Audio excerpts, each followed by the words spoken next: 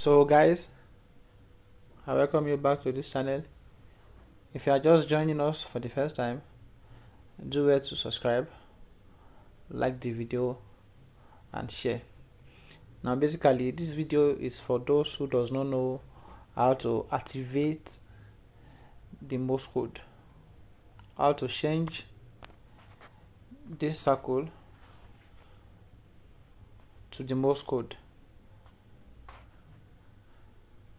Now all you need to do is you click on this 3 times in order to activate the red button. Without the red button you won't be able to enter the Morse code. So all you need to do is click on this 3 times,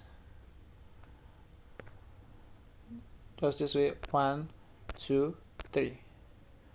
So as you can see, the red button has been activated.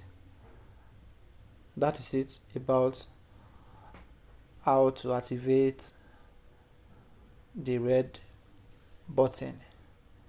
So in order for you to be able to decipher the Morse code for the day, so that's all about it, guys.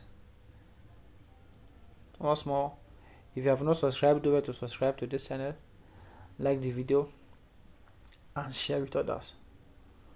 Thank you.